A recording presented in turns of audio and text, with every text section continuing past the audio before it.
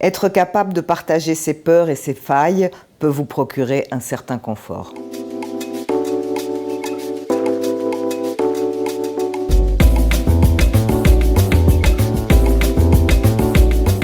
Alors le coup de cœur de la semaine, c'est un écrivain israélien, Edgar Keret, Incident au fond de la galaxie, qui a été traduit en français en mars 2020 et publié aux éditions de l'Olivier.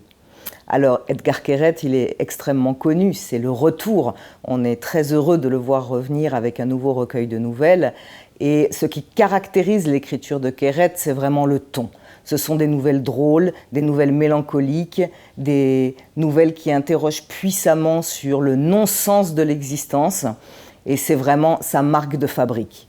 Alors, ce qui différencie un peu ce nouveau recueil des précédents, c'est que Edgar Keret, il fait une très grande part à la technologie.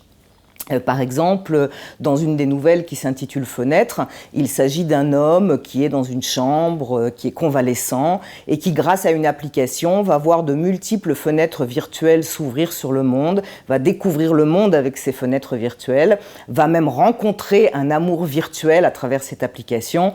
Et donc évidemment, la question qui se pose, c'est entre l'être cybernétique et l'être de chair, qui instrumentalise qui ? Donc, dans une autre nouvelle, Tabula Rasa, il s'agit de clones, et entre autres d'un clone d'Hitler. Donc, ces clones ont été créés pour assouvir la soif de violence et de frustration de leurs propriétaires. Mais là encore, une interrogation forte intervient. Qui du clone ou du maître est le plus humain, qui aura le plus de chances d'être une bonne personne dans la vie? Si l'enfant Hitler, le clone enfant Hitler, pourrait-il devenir autre chose qu'un tyran? Autre exemple, dans Bon anniversaire tous les jours, un homme richissime qui a peur de s'ennuyer achète les dates d'anniversaire de ses contemporains. Donc, il va recevoir les messages de bon anniversaire, les cadeaux, tout ce qui se passe pour un anniversaire par procuration. Et puis, comme si ceci n'était pas encore suffisant, il se glisse dans les cercueils vitrés des personnes décédées pour se délecter des hymnes funéraires, des oraisons funéraires, des éloges qui leur sont adressés. Dans Béa, il s'agit cette fois-ci de femmes, de mères de famille très fortunées qui ne savent pas comment faire pour s'acheter une petite part d'éternel en faisant des bonnes actions. Le moins qu'on puisse dire de la littérature de Keret, c'est qu'elle ne laisse pas indifférent, qu'il est persuadé, lui, et le lecteur le sent, que la littérature est une façon de se sauver du monde un peu insensé dans lequel nous vivons.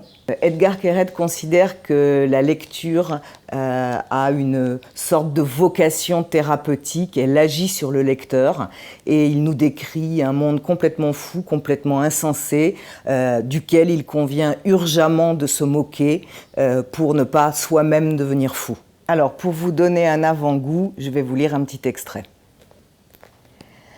Une femme riche serra dans ses bras un homme pauvre. Ce fut totalement spontané et non programmé. Il s'approcha d'elle et demanda quelques sous pour un café. Il n'y avait pas de mendiant dans son quartier, elle n'y était pas préparée.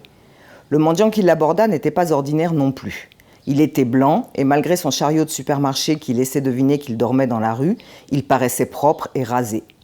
La femme riche chercha des pièces dans son porte-monnaie, mais elle n'avait que des billets de 100. Si elle avait eu un billet de 10 ou de 20 $, elle le lui aurait donné sans hésiter. Mais un billet de 100, c'était un peu exagéré, pas facile à donner ni à recevoir. Même entre mendiants et hommes de la rue, il y a des règles du jeu. On se parle poliment, on ne se regarde pas dans les yeux, on ne se demande pas le nom et on ne se donne pas plus de 20 $, la limite de la générosité ordinaire. Au-delà, c'est une tentative d'attirer l'attention, d'impressionner, de forcer l'homme pauvre à dire « Madame, vous êtes une femme merveilleuse » ou à lui être redevable. Elle ne voulait pas jouer ce rôle-là. Aussi dit-elle à l'homme au chariot de supermarché « Attendez-moi ici un instant, d'accord? Je vais faire de la monnaie chez l'épicier. » « Il ne vous fera pas de monnaie, dit le pauvre. Il ne fait de monnaie à personne, ne laisse pas boire l'eau de son robinet ni se servir des cabinets. »« Ah, dit la femme, et si j'essayais tout de même ?»« Laissez tomber, dit le pauvre, vous m'en donnerez une autre fois. Comment vous appelez-vous déjà ?» La femme riche n'avait pas encore donné son nom au pauvre, mais elle sentit qu'elle n'avait pas le choix. « Vous êtes quelqu'un de bien, Nora, dit l'homme pauvre. Je ne suis sûrement pas le premier à vous le dire. Vous avez un cœur d'or. »